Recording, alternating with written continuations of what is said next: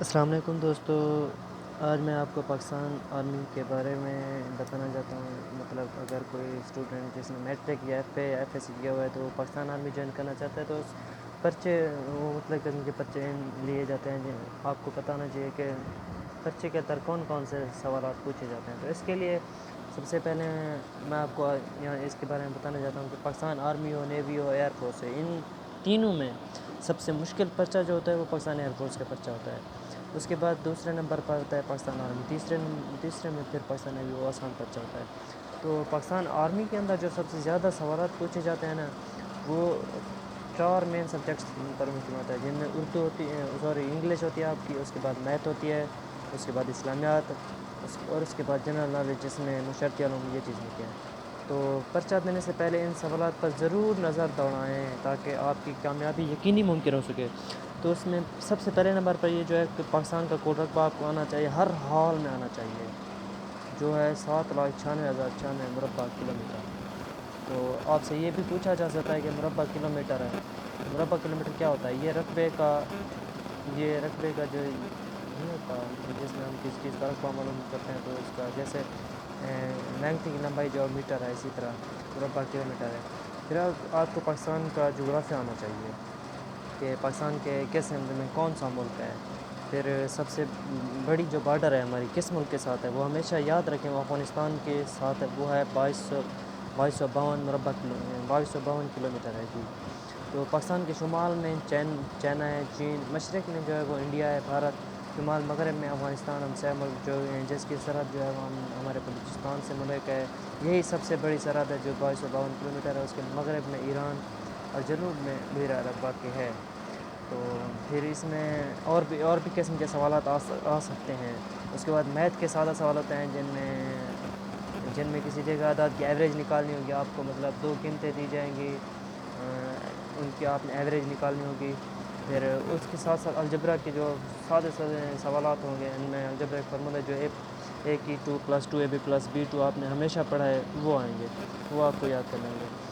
اور اس کے بعد یہ میتھ کے سوال میں پورشن میں بعض اوقات آپ سے فیصد بھی پوچھا جاتا ہے، مطلب اگر 20% فرض کیا 10 روپے کا 20% نکالنا ہے آپ نے، یہ اس قسم کے سوالات بھی ہوں گے۔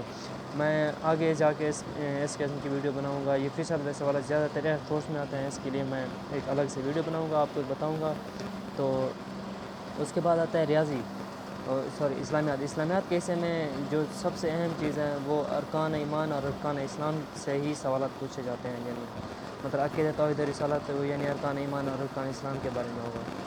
تو ارکان ایمان اور ارکان اسلام یہ چیزیں آپ نے ہمیشہ یاد رکھیں، ان میں فرق ہے۔ ارکان ایمان میں نا اللہ پر ایمان، فرشتوں پر ایمان، یہ چیزیں ہیں، اور ارکان اسلام میں یہ نماز، روزہ، زکوٰۃ، حج، یہ چیزیں آ جاتی ہیں۔ تو ان کے بنیادی چیزیں مطلب صلاۃ کے معنی میں نماز کے ہیں، روزہ مطلب یہ چیزیں، ان سب کے آپ کو پہلے تو لغوی معنی آنے چاہیے۔ اس کے بعد پھر انگریزی کے حصے میں آپ کو سمپل انگلش ٹینس آنی چاہیے، جس میں نے ابھی ویڈیو بنائی تھی، وہ میٹرک لیول کی، جس میں یہ چیزیں سمپل یہ آپ کو آنا چاہیے۔ اس کے بعد گرامر آنا چاہیے، سادے آپ کو فقرے بھی آنے چاہیے ضروری۔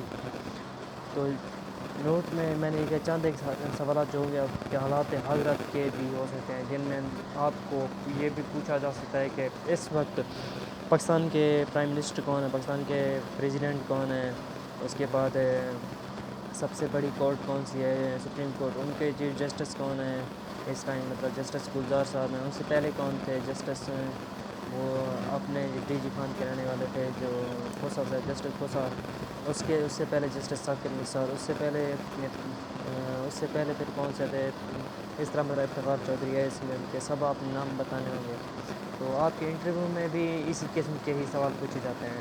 تو اگر آپ مطلب پاکستان آرمی میں بطور سپاہی بھرتی ہونے والے ہیں تو اسی قسم کے سادہ سوالات ہوں گے۔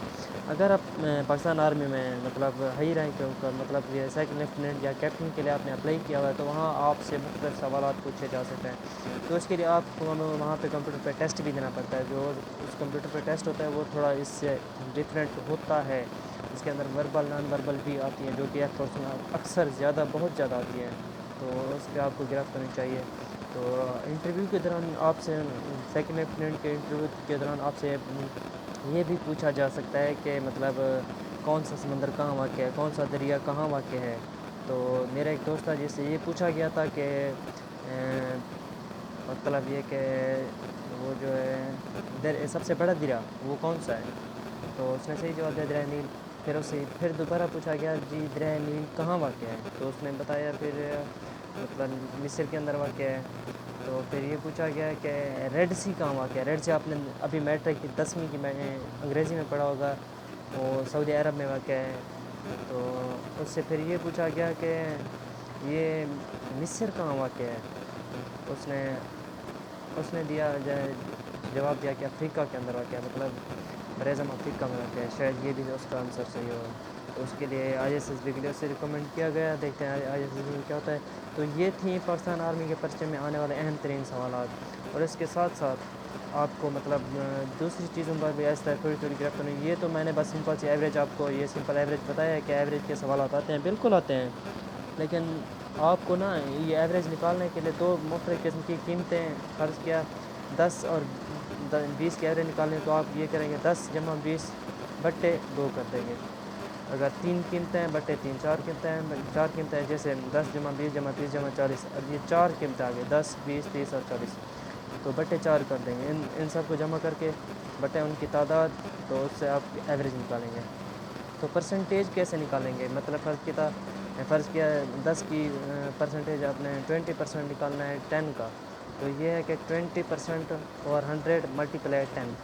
تو اس کا جو آنسر آتا ہے مطلب 20/100 ضرب 10. تو 2/10 ضرب 10 ہوتا ہے. یہ 2% آتا ہے اس کا آنسر. تو اس قسم کے سوال آتے ہیں جو آپ نے جلدی حل کرنے ہوتے ہیں.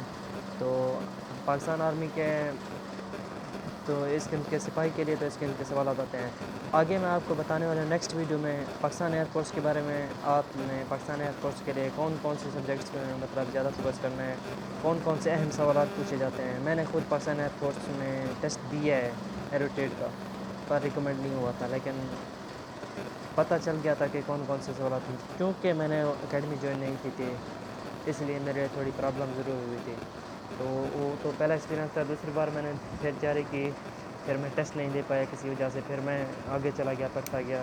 اب میں بی ایس میں پہنچ چکا ہوں. تو یہ چیزیں آپ کو بتانے کا مقصد یہ ہے کہ یہاں پہ نا ہمارے مطلب یہاں کے ایریے میں ڈی جی خان میں بہت کم لوگوں کو آگاہی ہے. مطلب آگاہی کسی کے پاس آگاہی نہیں ہے. کوئی کسی کو بتاتا کچھ نہیں ہے، نہ ہی کوئی سننے کو تیار ہے.